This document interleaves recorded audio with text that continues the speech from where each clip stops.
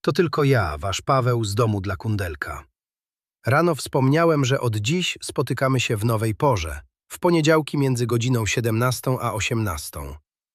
A i mam nadzieję, że się nie obrazicie, gdy się nie wyrobię i wrzucę podcast o 18. Z góry dziękuję. Mamy nadzieję, że ta zmiana będzie dla was wygodniejsza. Teraz o godzinie 17 jest już prawie ciemno. Siedzimy w domu, my i nasi podopieczni, często poprzytulani do siebie wzajemnie w wygodnych fotelach.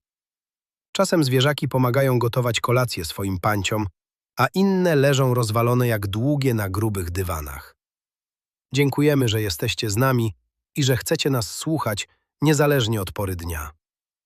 A dziś porozmawiamy o czymś bardzo ważnym, choć często bagatelizowanym, o zabawie z psem, a konkretnie o błędach, które popełniamy podczas zabawy z naszym pupilem, często zupełnie nieświadomie. Wielu opiekunów zastanawia się, dlaczego ich pies nie chce się bawić.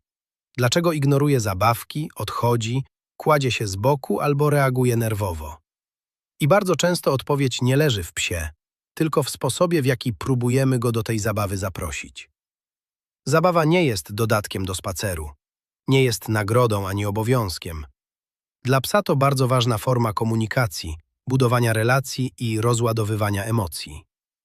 Pierwszym częstym błędem jest zły moment na zabawę. Próbujemy bawić się z psem wtedy, gdy on akurat nie ma na to przestrzeni. Jest zmęczony, zestresowany, skupiony na węszeniu albo przytłoczony otoczeniem. Spacer to często czas psa, nie nasz. Jeśli pies intensywnie węszy, obserwuje świat, zbiera informacje, pozwólmy mu na to. Zabawy szukajmy wtedy, gdy pies sam pokazuje gotowość. Ma energię, kontaktuje się z nami, jest ciekawy. Szczególnie ważne jest to w przypadku psów adoptowanych, ze schronisk i fundacji. Nowe miejsce, nowi ludzie, nowe zapachy – to wszystko kosztuje psa ogrom energii. Nie zmuszajmy go do zabawy. Czasem trzeba poczekać tygodnie, a nawet miesiące, aż pies poczuje się bezpiecznie. Drugi błąd to źle dobrana zabawka. Twarda, krótka, niewygodna do chwytania, często bardziej pasuje do ludzkiego gustu niż do psiego pyska. Najlepiej sprawdzają się zabawki miękkie, z dłuższą częścią do trzymania. Takie, które pozwalają na bezpieczną, wspólną zabawę.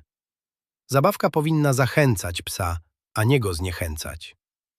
Trzeci bardzo częsty błąd to poruszanie zabawką w stronę psa. Instynktownie machamy mu nią przed nosem, podtykamy, pchamy w jego kierunku. Tymczasem zabawa powinna naśladować polowanie. To zabawka ucieka, to pies goni. To pies obserwuje, śledzi, podejmuje decyzje. Kiedy zabawka żyje, pies zaczyna się angażować. Pogoń, chwyt, krótkie przeciąganie to naturalne domknięcie łańcucha łowieckiego. Kolejny błąd to osaczanie psa podczas zabawy.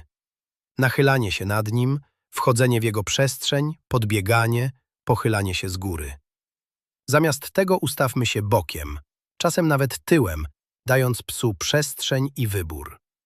Pies powinien czuć, że ma kontrolę nad sytuacją. Piąty błąd to rywalizacja z psem. Szarpanie się na siłę, wyrywanie zabawki, brak możliwości wygranej.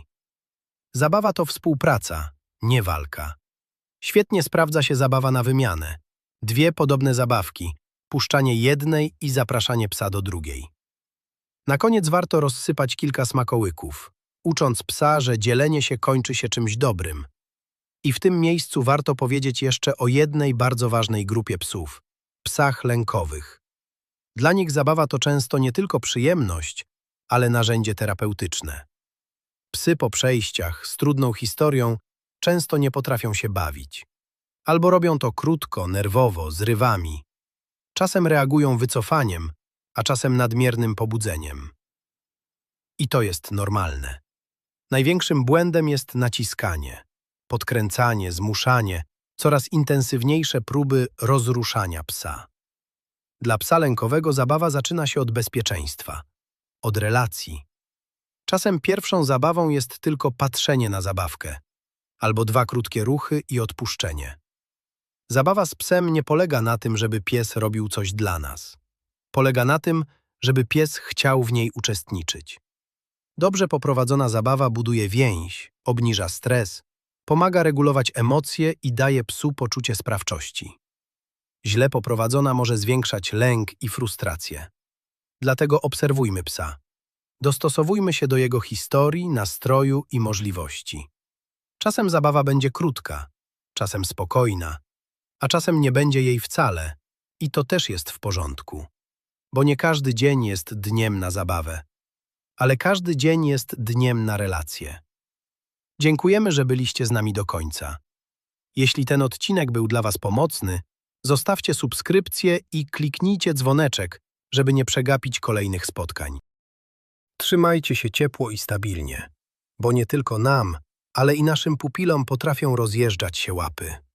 Jedne psy śnieg uwielbiają i szaleją w nim jak dzieci, inne patrzą na niego z lekkim niedowierzaniem.